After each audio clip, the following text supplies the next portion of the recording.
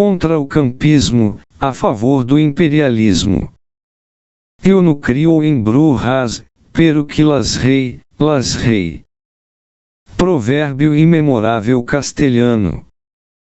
Valério Arcari acaba de se pronunciar em forma axiomática e telegráfica contra uma vitória militar russa sobre os USA e a OTAN para apresentar, a seguir, uma espécie de despedida das revoluções de outubro em favor das revoluções de fevereiro.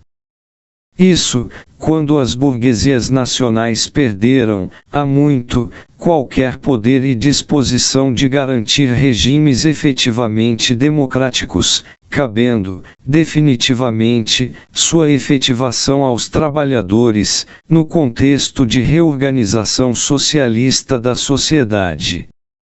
Fomos, meu amigo Arcari e eu, companheiros de militância no século passado. Em 1979, com diversos outros companheiros, afastei-me da convergência socialista, a vovó do atual PSTU, horrorizado com a direção, rústica e oportunista, daquela organização e da Liga Internacional dos Trabalhadores, desde Buenos Aires, por Nahuel Moreno, de 1924 a 1987.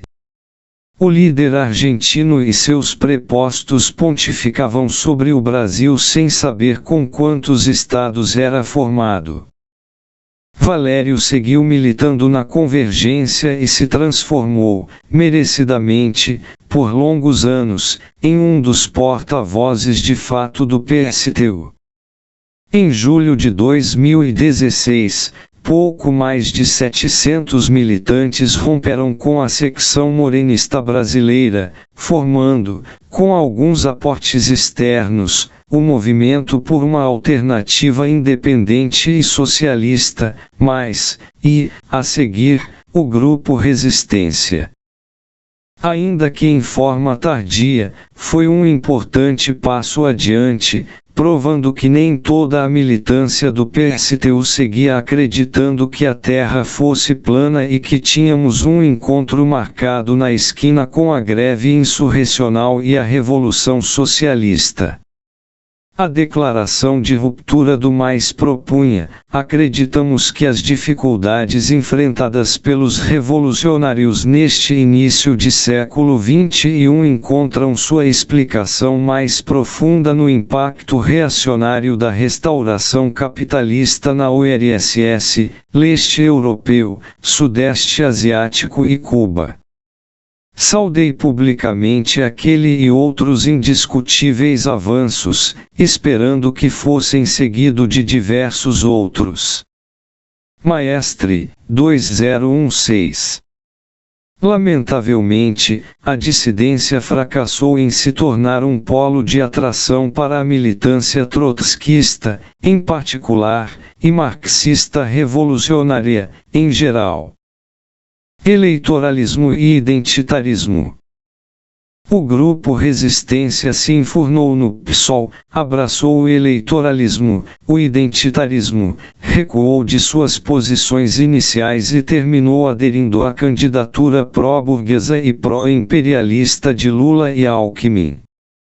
Valério Arcari seguiu sendo porta-voz, no mínimo oficioso, do MAIS e, logo, da resistência, tendência do PSOL. Se não expressa toda a sua organização, expressa certamente uma sua porção significativa. O que nos leva a tecer as presentes considerações sobre artigo seu apenas publicado. Mesmo tendo saído do PSTU, o morenismo segue agarradinho em Arcari. Como comprova, mais uma vez, seu artigo publicado, em Opera Mundi, de 10 de março, o campismo não é uma boa bússola. Procurando nadar sem se molhar, Arcari encerra a discussão que inicia sobre a guerra na Ucrânia, escrevendo não mais do que umas 3 linhas sobre aqueles sucessos. Após fulminar como campista todo militante de esquerda que apoie um sucesso militar russo, que propõe como um desenlace não progressivo, Arcari define a atual ordem na Rússia como um regime bonapartista com impulsos imperialistas. Sem qualquer outra explicação, abandona o tema, por digressões sobre os tempos passados e contemporâneos, que desembocam na apologia da luta pela democracia burguesa. Sintetizando, Valério toca microscopicamente o conflito na Ucrânia, explica longamente o que seria o campismo, empreende explanação sobre os últimos 100 anos para sugerir as revoluções democráticas como a tarefa atual dos revolucionários, após a eclipse da era da luta pela vitória da Revolução Socialista. No presente comentário, seguiremos a ordem de abordagem do articulista. A Guerra da Ucrânia. Alguém viu a Guerra da Ucrânia? Arcari aborda a guerra na Ucrânia, como o aprendiz de natação que não se quer molhar. Coloca e retira, rapidamente, a pontinha do pé na água da piscina. A definição minimalista da Rússia como regime bonapartista com impulsos imperialistas mais confunde do que esclarece. Se ela não é imperialista, por que, meu bom Jesus, decidiu-se a enfrentar os USA e aliados, economicamente dezenas de vezes mais poderosos? A Rússia é uma potência média, com um PIB próximo do Brasil, país que rasteja no cenário mundial. Não desejando a vitória militar da Rússia, o articulista sugere que prefere a sua derrota pelo imperialismo Yankee e a OTAN. Pois, no mundo dos fatos objetivos e não fantasmagóricos, essas são as duas únicas possibilidades que se apresentam, em graus diversos. Pois propor e acreditar em uma insurreição geral dos trabalhadores contra a guerra é digno apenas do PSTU.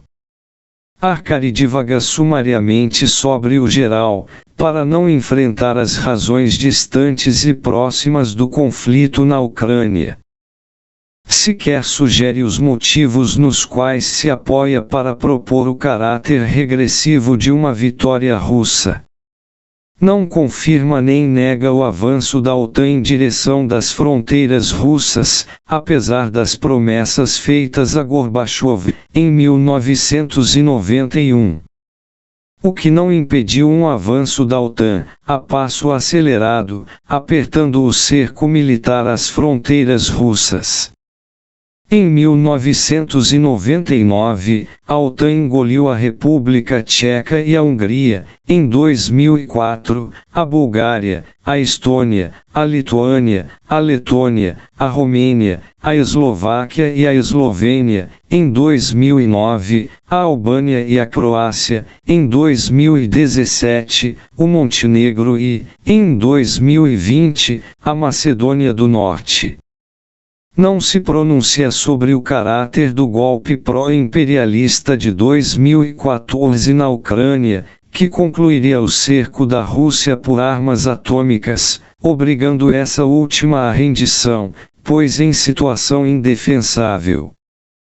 Não afirma nem nega que, antes do golpe de 2014, o governo russo apresentou, por anos, a exigência de que a OTAN se mantivesse longe de suas fronteiras e respeitasse a neutralidade da Ucrânia. Nem que, após 2014, o bloco imperialista desrespeitou os tratados de Minsk e II, de 5 de setembro de 2014 e 11 de fevereiro de 2015, para melhor armar a Ucrânia, como confirmaram cinicamente Angela Merkel e François Hollande, que haviam sido os garants daqueles tratados. Acordos que garantiam o retorno à Rússia da Península da Crimeia e a autonomia das repúblicas populares de Donbás, após plebiscitos controlados internacionalmente. Aquelas regiões de populações em maioria de cultura e fala russas, viviam aterrorizadas com a possibilidade de viverem sob a nova ordem fascistizante-ucraniana. Em 2 de maio de 2014, as milícias neonazistas ucranianas haviam queimado vivos, na casa dos sindicatos, em Odessa, 42 manifestantes e sindicalistas contrários ao golpe de Estado USA-OTAN, enquanto a senhora americana, Victoria Nuland, distribuía pãezinhos para os manifestantes ucranianos. As milícias fascistizantes repetiam o que haviam feito, suas ancestrais, durante a Segunda Guerra Mundial, sob as ordens dos alemães na Ucrânia, quando, entre outros genocídios, assassinaram 100.000 ucranianos poloneses, em movimento de limpeza étnica. Até o último ucraniano. Valério não discute, também, se é verdade que, apenas não aceitas as suas reivindicações, Moscou empreendeu, em 23 de fevereiro de 2022, o fracassado cerco de Kiev, com o exclusivo objetivo de forçar o governo ucraniano a reconhecer a autonomia do Donbás e a nova situação da Crimeia.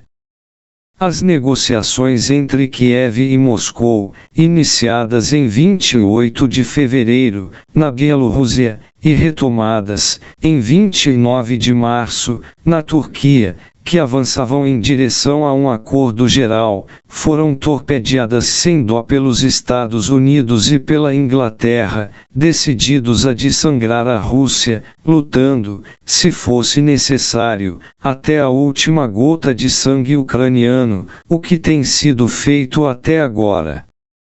Outro importante objetivo dos USA era e é consolidar e radicalizar sua hegemonia política e economia sobre a Europa e, sobretudo, a Alemanha. O conflito na Ucrânia não é um sucesso localizado, perigoso apenas devido à possibilidade de degenerar, como sugere Arcari, em um conflito atômico, algo mais do que improvável. Trata-se de fenômeno muito mais grave.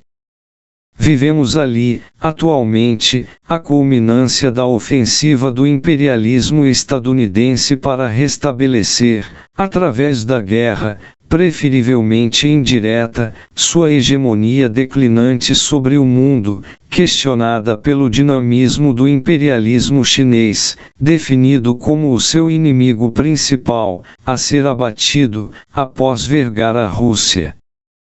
A derrota da Rússia significará a imposição de limpeza étnica no Donbás, na Novaya Rancho, na Crimeia, já em curso na Ucrânia livre, desde 2014, e prometida por Zelensky para os territórios a serem reconquistados.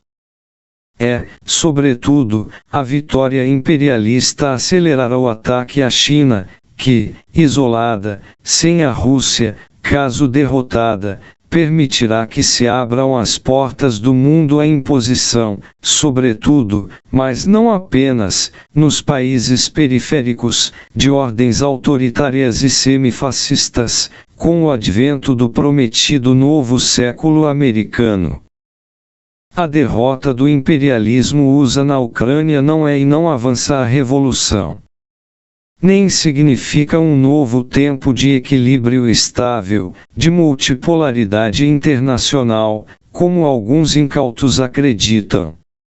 No mundo real, a vitória russa garante apenas a independência nacional desse país, livrando-o da ordem semi-barbárica em que mergulharia, certamente, no caso de uma derrota, lançando sua população, trabalhadores e a própria nação em situações ainda mais duras do que as conhecidas na era Yeltsin de 1991 a 1999, após a destruição da URSS.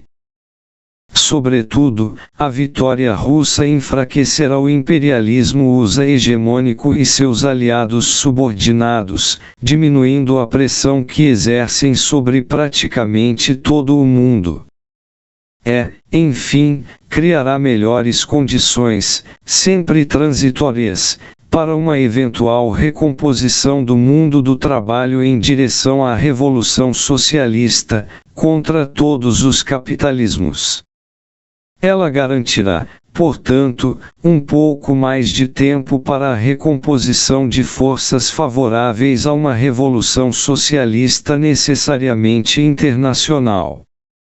Revolução que, mesmo sendo, hoje, uma possibilidade muito frágil, é a única esperança para que o mundo não afunde na barbárie. 2. A denúncia pró-imperialista do campismo. Vejamos, agora o que é o medonho campismo, com o qual Valério golpeia sem dó os seus desamores políticos. O nosso articulista, em outro artigo, define em forma mais detalhada como campistas todos aqueles que, no passado, acreditavam que o mundo estivesse dividido em dois campos, o capitalista e o socialista, irreconciliáveis e em luta, sendo este o último, presumidamente, a retaguarda estratégica das lutas de classes contra o imperialismo. Arcari, S.D. Os campistas apoiariam, portanto, todas as ações do governo da União Soviética, como favoráveis ao avanço da Revolução Socialista. Valério propõe que o campismo teria sido a visão de mundo dominante da esquerda ao longo dos últimos 70 anos no Brasil, dos militantes do PCB e daqueles que dele se separaram nos últimos 40 anos Cronologia difícil de interpretar, pois o abandono do internacionalismo pela defesa dos interesses imediatos da URSS surgiu há quase 100 anos, com a consolidação da burocracia soviética. E a dispersão do PCB iniciou-se com a vitória do golpe de 1964, há quase 60 anos. A definição de campismo peica no geral e no particular.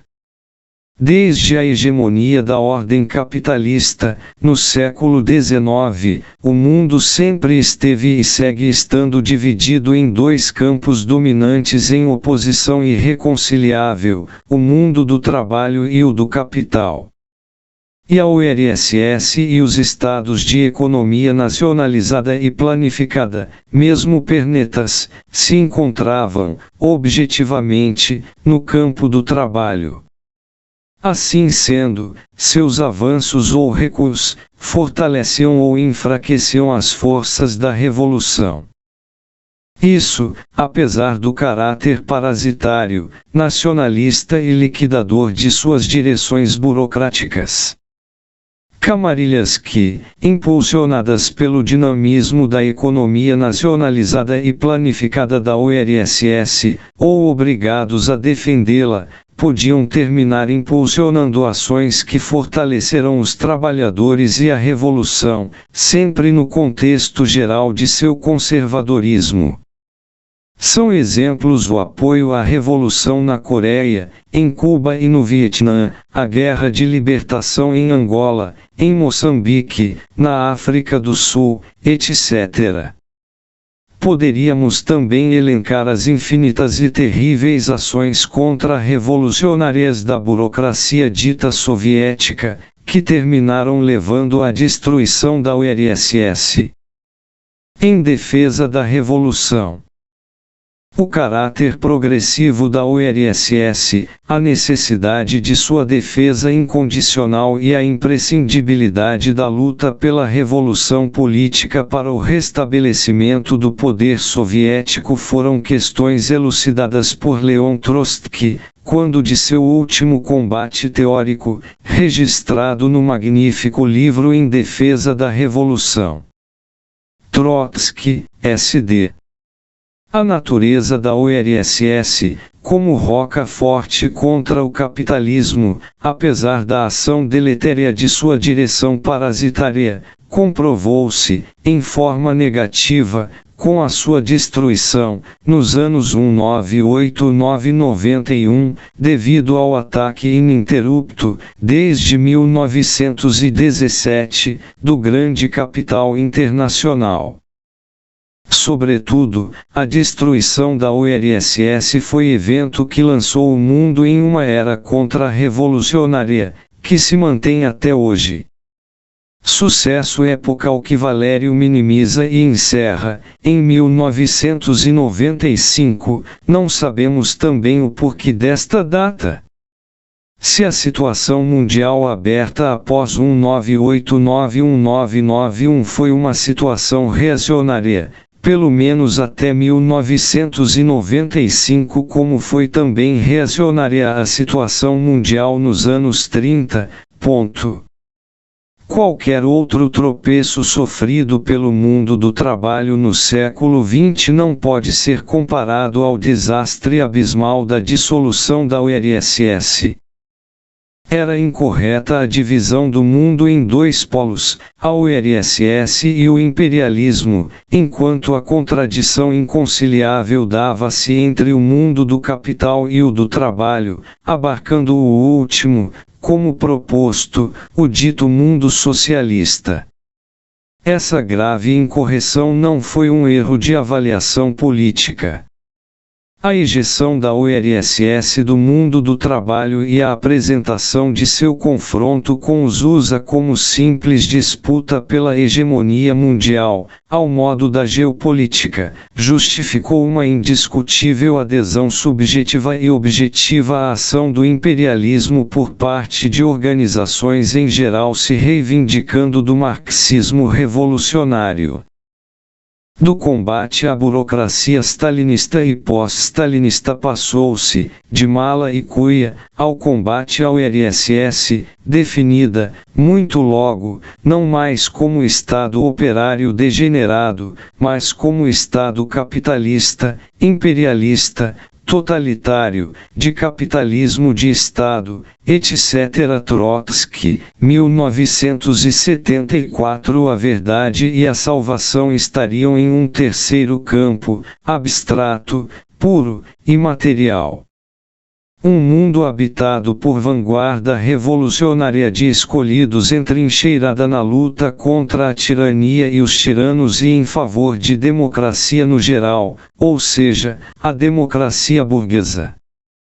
É nesse sentido que se enquadra a prática, há décadas, com variações não substantivas, das tendências morenistas, mandelistas, lambertistas, etc. e o presente artigo de Valério Arcari.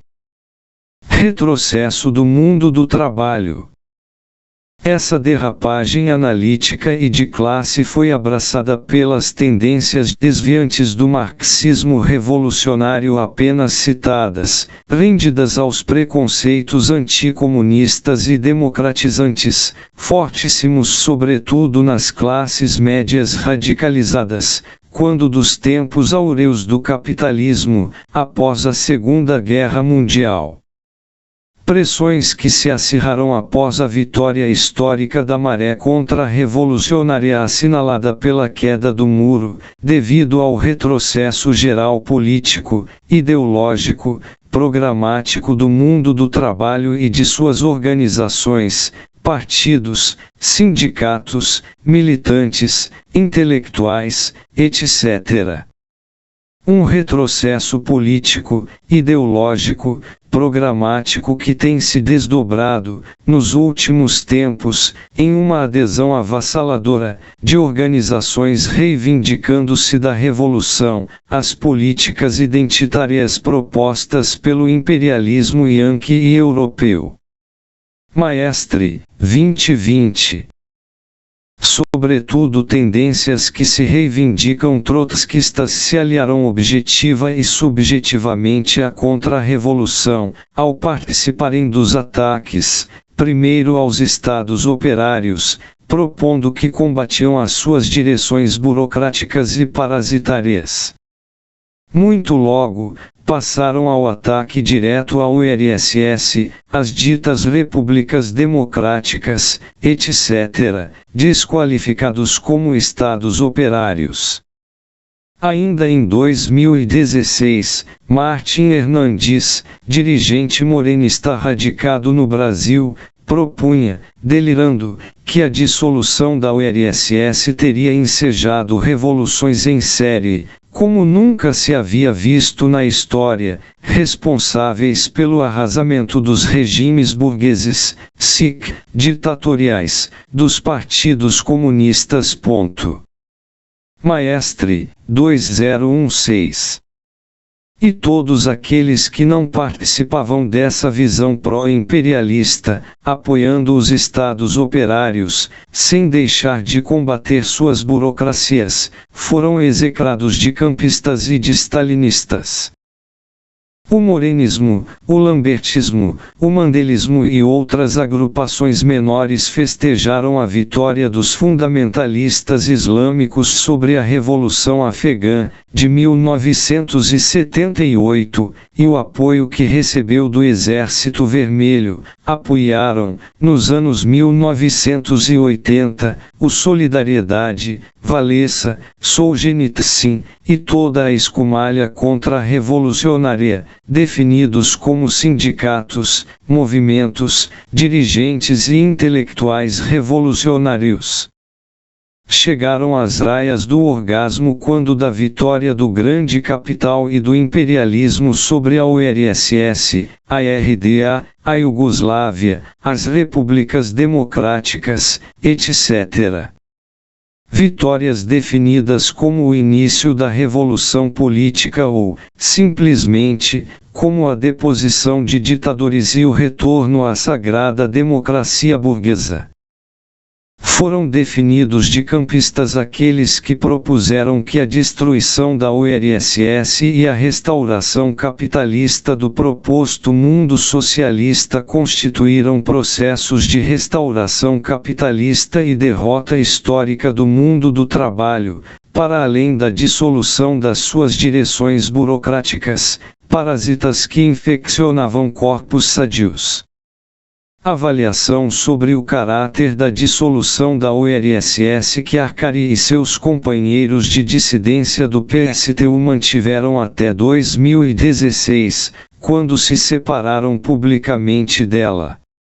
Foi necessário, portanto, que a Terra realizasse 25 vezes uma revolução completa em torno do Sol para aceitarem o heliocentrismo. Posição agora que Arcari abandona. Morte ao tirano. A funcionalidade do anátema campista seguiu e se fortaleceu após dissolução da URSS e dos estados ditos do socialismo real. Então, prosseguiu-se apoiando os ataques do imperialismo Yankee, transitoriamente todo-poderoso, a independência nacional de estados rebeldes aos seus desígnios. E todos que se levantavam na defesa das nações agredidas seguiram sendo acusados de campistas retardatários ou anacrônicos, como propõe Arcari.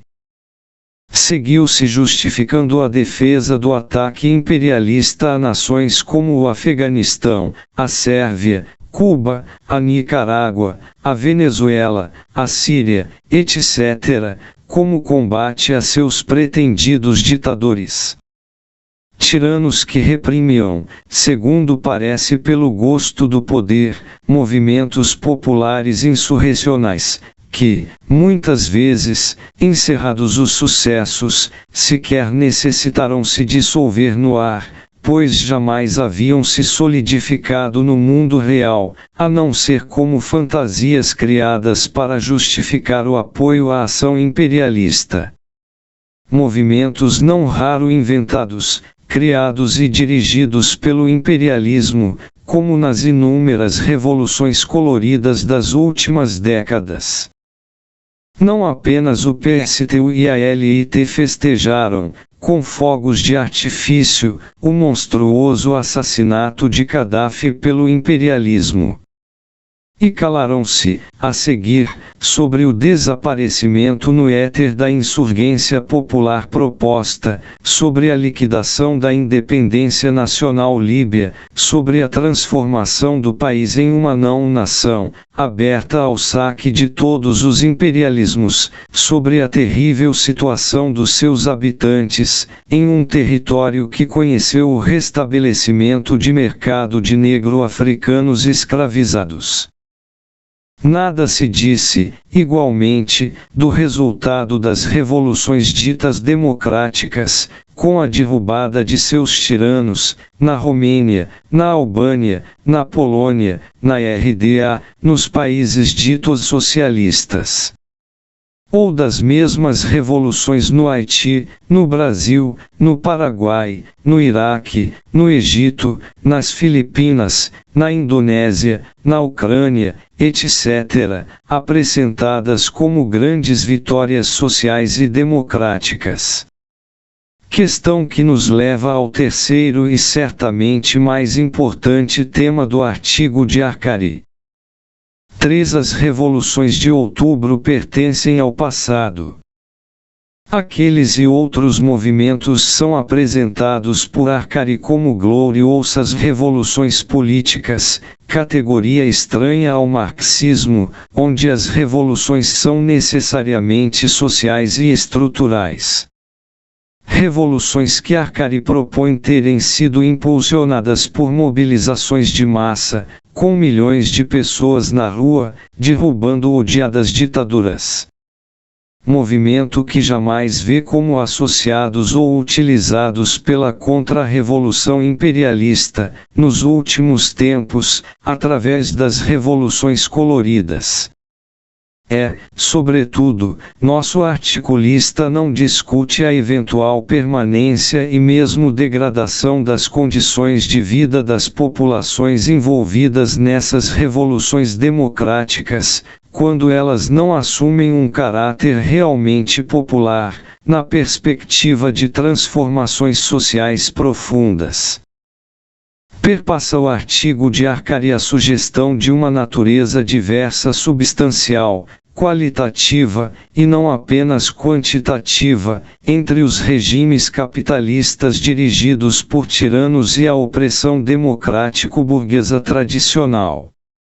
Através das revoluções democráticas, ditaduras capitalistas conheceriam uma nova essência ao cederem lugar a regimes democráticos.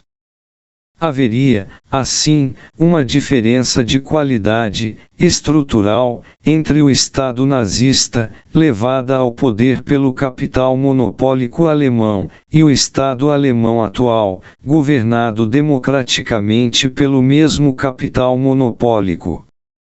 Valério magnifica as revoluções democráticas nos tempos atuais, outra invenção do morenismo, apagando a continuidade essencial da ordem capitalista, entre um regime autoritário e sua metamorfose em uma ordem democrático-burguesa, ainda que esta última, em geral, seja mais favorável à organização e à luta dos trabalhadores. Propõe, nos fatos, a obsolescência do revolucionário socialista em favor do revolucionário democrata. Na defesa do abandono da determinação das diversas formas e graduações de institucionalização pelas relações e modos de produção, Valério empreende uma apresentação histórica profundamente contraditória dos tempos passados e presentes.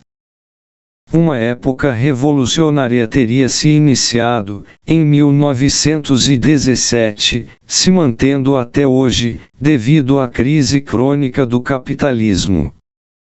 No que, no geral, não é incorreto, pois a contradição entre o trabalho e o capital se mantém, no essencial, desde a conspiração dos iguais, em 1796, quando os trabalhadores se constituíram, por primeira vez, objetiva e subjetivamente como classe antagonizada à ordem burguesa. A gênese desta contradição nos diz, porém, pouco, sobre os avanços e recuos da produção capitalista e os ciclos da luta de classe mundial. Arcari parece ignorar a retomada do dinamismo e da acumulação capitalista no pós-guerra, impulsionada entre outros fenômenos pela Revolução Tecnológica, realidade que sofreria forte golpe nos anos 1970 e, de 2007 a 2008. Ou será que Valério segue acreditando, como o PSTU, que as forças produtivas materiais deixaram de crescer nas décadas que antecederam o último grande conflito mundial? Uma era das sombras. Sobretudo, como proposto, nosso articulista dá escassa importância à vitória histórica da contra-revolução capitalista mundial, assinalada pela destruição da URSS, em 1991. Derrota que encerrou a era revolucionária aberta com a Segunda Guerra Mundial, dando lugar a uma era contra-revolucionária, sob a qual vivemos ainda hoje. Para Valério, aqueles sucessos seriam apenas uma situação reacionária que teria se concluído já em 1995, não sabemos por quê. Ao registrar que, há 2 gerações não temos uma vitória socialista, sugere o eventual esgotamento da capacidade revolucionária do proletariado como um tema importante a ser discutido. O que é correto? Entretanto, não aborda diretamente essa hipótese, ainda que a subscreve, em forma oblíqua. Sugere, efetivamente, como tarefa histórica contemporânea, a luta pelas tais revoluções democráticas, tout court, portanto, burguesas.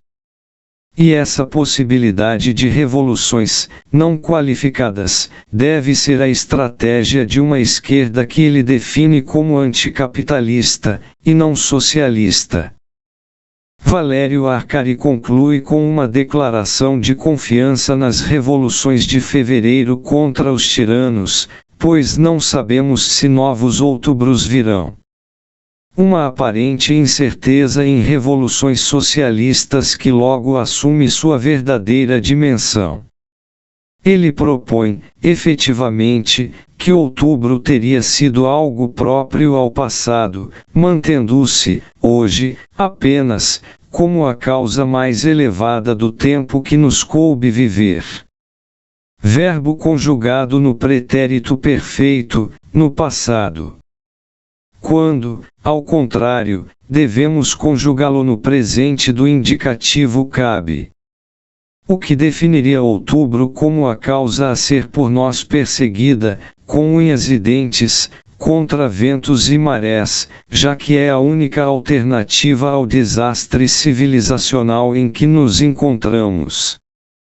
O combo pró-burguês e pró-imperialista.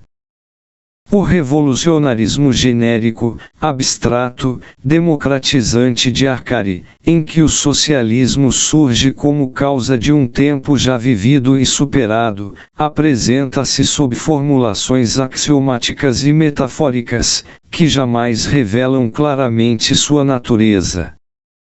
O sentido profundo do proposto por Arcari se materializa, entretanto, em forma límpida, no apoio decidido do meu caro amigo e ex-companheiro que, com sua tendência, aderiram à proposta política colaboracionista e seguem sustentando o governo pró-burguesia e pró-imperialista de Lula-Alckmin. Valério e sua tendência não lançaram a revolução, pela borda, no amanhã. A lançaram ao mar, sem boia, no aqui e no agora. Queimaram sem vacilar as caravelas, em viagem sem retorno, ao abraçarem o projeto eleitoral do imperialismo e da burguesia. outra vez, a justificativa foi a defesa da democracia contra a eventual reeleição democrática, em 2022, do tirano Bolsonaro, eleito quase democraticamente, em 2018. O que impede de ser definido como ditador ou tirano, apesar de sua vontade em assumir tal posição. E a terrível ameaça, o chupacabra do fascismo brasileiro, que serviu de justificativa para o desbunde geral pró-burguês e pró-imperialista, se encontra, hoje, atolado em Miami, sem forças políticas que lhe permitam desembarcar em Guarulhos com a certeza de não ser enviado a seguir para a prisão. No frigir dos ovos, Arcari e sua tendência despediram-se de outubro, sem navegar em direção a fevereiro. Esta última revolução, uma miragem, em tempos de um capitalismo senil, cavalgando com os cavaleiros do apocalipse, para obterem um eventual rejuvenescimento por algumas décadas, à custa da reorganização barbárica do mundo.